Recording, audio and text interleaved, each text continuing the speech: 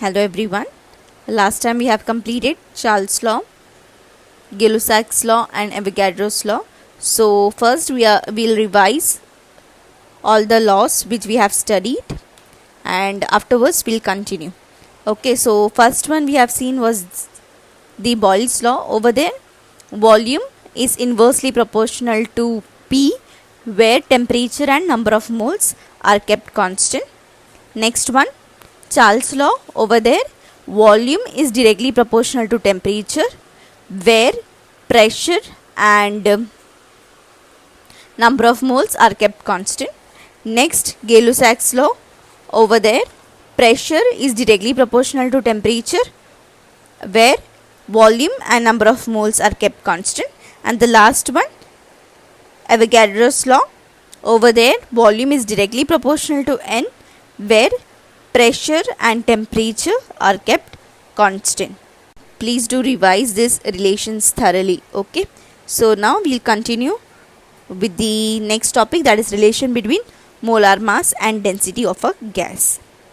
So over here we want a relation between molar mass and density.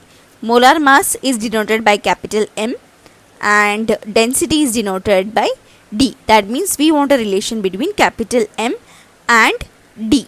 So we'll start by the number of moles. So we know that number of moles is equal to small m upon capital M. Now what is small m? Small m is called as given mass or mass of a gas and capital M is the molar mass of a gas. Okay, so over there it is written where m is equal to mass of a gas and capital M is equal to molar mass of a gas.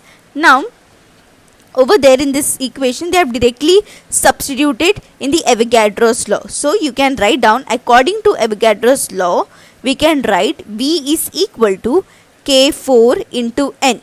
You can simply write down K as well, no problem.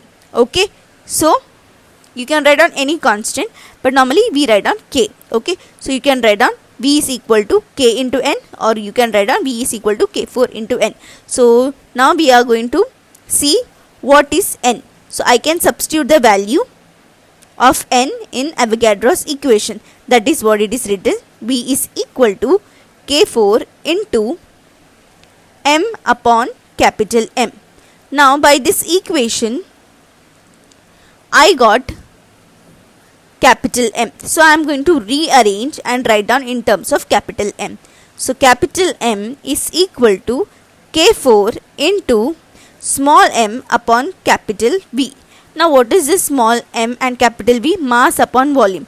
Now instead of mass upon volume, I know that what do you mean by this? I can write mass upon volume is equal to density. Okay. So substituting in the equation, I got capital M is equal to K4 into D. So I got a relation of capital M and D. So this is my final equation. So at the end you can write down where D is equal to density of a gas, capital M equal to molar mass, small m equal to mass of a gas. Therefore I can write down D is directly proportional to capital M as K4 is a constant. Okay, so from this equation M equal to K4 into D, we can conclude that the density of a gas is directly proportional to its molar mass. Next, very important topic, ideal gas equation. So a gas that strictly follows all the three laws, that is Boyle's law, Charles' law and Avogadro's law, are said to be ideal gas. Now practically there is nothing like ideal gas. That means ideal gas does not exist, because we know that there are gases which do liquefy, okay, and they have interaction between the molecules. But if we talk about an ideal gas, they should not have any interaction with the neighboring molecules and they should not be liquefied even under high pressure or whatever, because gases should have the escaping tendency and their intermolecular spaces should be very much high, but ideally that is not possible. Therefore there exist real gases. So real gases show ideal behavior under certain specific condition when the intermolecular interactions are practically absent. So these topics are very important in chemistry. The ideal gas equation and all the gas laws are very important in chemistry. Now we are going to see the derivation of ideal gas equation. So now we are going to first see the proportionalities of all these three laws, that is three gas laws, that is Boyle's law, Charles' law and Avogadro's law. So first point, it is written that at constant temperature and number of moles, V is inversely proportional to 1 upon P. So this is said by Boyle's law. So therefore it is written according to Boyle's law. Next one, at constant pressure and number of moles, V is directly proportional to T. This is by Charles' law. And next point, at constant pressure and temperature, V is directly proportional to N. That is given by the Avogadro's law. Now when we see the left hand side of each one, that is V. So if I say V is equal to 1 upon P, V is that means V is proportional to 1 upon P, V is proportional to T and V is proportional to N, I can combine all the three mathematical proportionalities and I can write down it as V is directly proportional to N into T upon P. So now I am going to convert this proportionality into an equation by introducing a constant of proportionality. So we can write it as what? V is equal to R into N into T upon P. And at the end I am going to rearrange this equation and I will get it as what? PV is equal to nRT, which is the ideal gas equation, and you should remember this nicely. So whenever it is asked what is an ideal gas equation, you should say that it is PV equal to nRT. Very important equation. So in this equation, that is PV equal to nRT, if three variables are known, then we can easily calculate the fourth variable. Okay, and it actually describes the state of an ideal gas. Therefore it is called as ideal gas equation. And the R, which is written as the constant, is called as the gas constant, and the value of R is same for all the gases, and therefore this R is called as universal gas constant. And next we are going to find out the value for R. So now we are going to see the values of R in different units.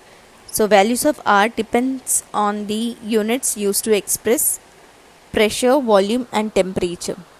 So when we are going to determine the values of R, we are going to do it at standard temperature and pressure. So first one, R in SI unit, that is in joules. So value of R can be calculated by using SI units of pressure, volume and temperature. So pressure is measured in Newton per meter square or Pascal, volume V in meter cube, and temperature capital T in Kelvin.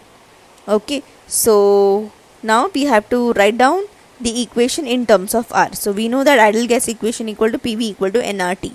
Therefore R will be equal to PV upon NT. So I am going to substitute the value of each one. So pressure at standard conditions. Okay, so I have to write down in terms of Pascal. So it is 1 bar is equal to 10 raised to 5 Pascal. That's the reason I have written it as 10 raised to 5 Pascal into 22.71 into 10 raised to minus 3 meter cube upon number of moles is 1 mole into standard temperature is 273.15, that is 0 degrees Celsius, but we have written in terms of Kelvin. Okay, as we want R in SI unit, that is in joules. Now one more thing you have to remember, over there the volume is written as 22.71 into 10 raised to minus 3. Why it is 10 raised to minus 3? Because we know that 1 meter cube is equal to 10 raised to 3 dm cube. So therefore we want in meter cube over there. That's the reason we have written it as 22.71 into 10 raised to minus 3 meter cube. Because when we write, say, the number of moles occupies a volume, we write down in terms of dm cube. So we have done a conversion there. Okay, so after calculating, you'll get the value of R as R is equal to 8.314 joule Kelvin inverse mole inverse. This is very important. Now when you see the unit Kelvin inverse, it is very simple. K which is down, when it goes out, it is inverse. Mole which is down, it will go up, it will become mole inverse. Now always remember, joule is equal to Pascal into meter cube. Therefore we have written directly as joule there. Okay, so you should remember all these things nicely, and you should also by heart the value of R in joules, that is equal to 8.314 joule Kelvin inverse mole inverse. Okay, next one, it is R in liter atmosphere. It is simple. If pressure expressed in atmosphere, that is atm, volume in liter, or that is dm cube, and temperature in Kelvin, and then the value will be, you know the equation now, R equal to PV upon NT. So instead of P, I have written as 1 atm, instead of volume I have written as 22.414 liters, upon number of moles is 1, and temperature is 273.15 Kelvin. So after calculating this, I'll get the value as what? 0.0821 liter atmosphere Kelvin inverse mole inverse, or else I can change liter into dm cube and write the unit as 0.0821 dm cube atmosphere Kelvin inverse mole inverse. Next, R in calories. So this one is very simple. We know that 1 calorie equal to 4.184 joules. So I know the value of R in joules, that is R is equal to 8.314 joule Kelvin inverse mole inverse. Therefore if I want the R value in calorie, I just have to divide it by 4.184. So I'll get the value as 1.987 approximately equal to 2. So it will be 2 calorie Kelvin inverse mole inverse. Now there is a table below in which you can see different units of pressure, volume, number of moles and temperature, and according to that what will be the value. Okay, so this is very important. Even though you don't remember about calorie, you should remember the value in liter and in joules very properly. Okay, so once again, if the value of R is in joules, it will be 8.314 joule Kelvin inverse mole inverse, and if it is in atm liter, it can be 0.0821 atm liter Kelvin inverse mole inverse, or else it can be 0.0821 atm dm cube Kelvin inverse mole inverse. Okay, so please do learn the value of R. Next, to find out the expression for molar mass. Now for this thing we are going to use the ideal gas equation. So ideal gas equation can be used to determine the molar mass capital M of a compound. By rearranging the ideal gas equation, I can write it as N is equal to PV upon RT. So I also know that N is equal to small m upon capital M, where small m is the mass of the gas and capital M is equal to molar mass of a gas. So if I see the left hand side, both are equal. Therefore from above two equation, I can say that M upon capital M is equal to PV upon RT. So I just have to rearrange the equation in terms of molar mass. So molar mass is equal to small m RT upon PV. So this is a simple derivation, but please do write and practice. Next is combined gas law. So for that we are going to write down first the ideal gas equation, that is PV equal to nRT. On rearranging, I can write down PV upon T is equal to nR. Now number of moles will be a constant, and R, you know that it is universal constant. So I can say that N into R is a constant. Therefore, at different conditions of pressure, volume and temperature, I can say P1 V1 upon T1 is equal to P2 V2 upon T2. So, the gas equation, the ideal gas equation used in this form is called the combined gas law. So, over here we have assumed two different sets of conditions where pressure, volume and temperatures are written for one state as P1 V1 and T1 and for the other state as P2 V2 and T2 respectively. Okay, so I think it is very simple, combined gas law. You just have to remember P1 V1 upon T1 equal to P2 V2 upon T2, and if it is three different conditions, it will be P3, that is equal to P3 V3 upon T3. Okay. Next is a relation between density, molar mass and pressure. So density is represented by small d, molar mass is represented by capital M and pressure by capital P. So first we are going to start with the ideal gas equation. So we know the ideal gas equation, it is written as PV equal to nRT, and after rearranging I can write N upon V is equal to P upon RT. But we know that N is equal to M upon capital M. So I am going to substitute the value of N in the ideal gas equation. So it will become M upon capital M into V is equal to P upon RT at constant temperature. Okay, so therefore D upon M is equal to P upon RT.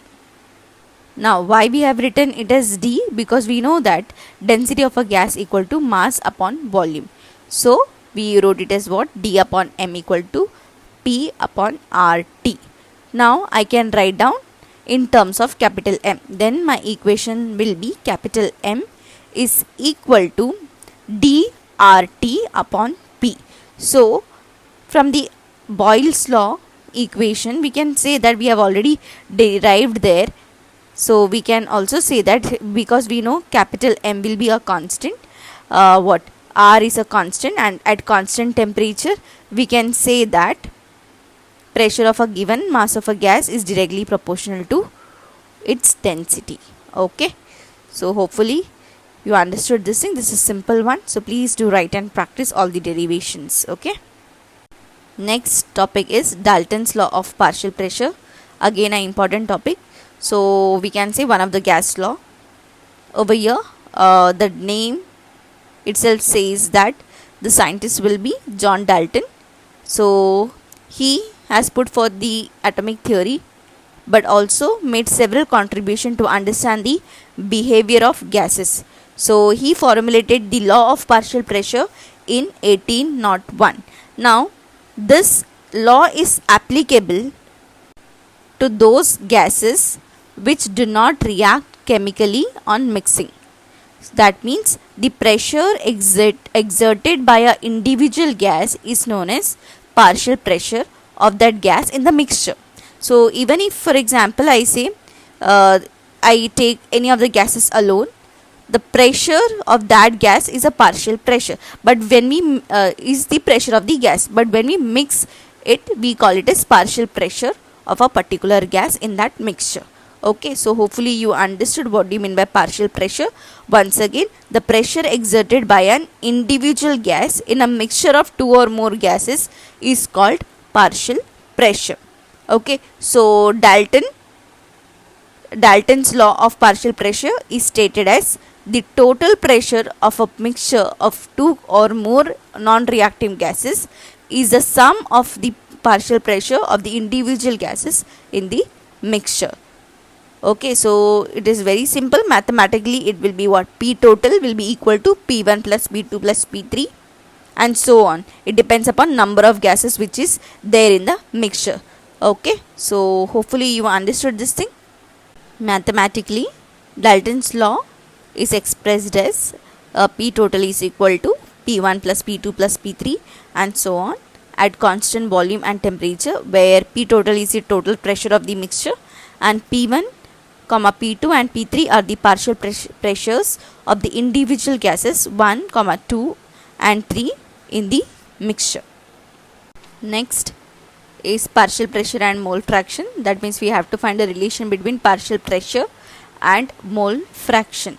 So we are going to start with the ideal gas equation. So the pressure of a pure gas is given by the ideal gas equation, that is P is equal to nRT upon V. Now at constant volume and temperature, we can say that P is directly proportional to N. Now why is it so? Because if I say V and T are constant, R is again a constant called as the universal gas constant. Therefore, we can say that P is directly proportional to N. Now, understand over here, the pressure of an individual gas in a mixture of gases is proportional to its amount in that mixture. That is what it means by pressure directly proportional to N. That means the pressure is directly proportional to the amount of that gases in the mixture. Okay, so the total pressure of a mixture of gases at constant volume and temperature is equal to the sum of the pressure that individual gas exerts in the mixture. So you can see that the Dalton's law of partial pressure is explained in the figure. Now simply if you see the equation, P1 plus P2 is equal to PT. Okay, that means the total pressure will be equal to P1 plus P2. So that you can easily understand from here. See, where that means what? When an individual gas is there, that will exert some pressure. Okay, and when I mix both the gases, what will happen? The pressure noted after mixing will be equal to the pressures of the individual gases in the mixture. That is what it means by PT is equal to P1 plus P2. Okay.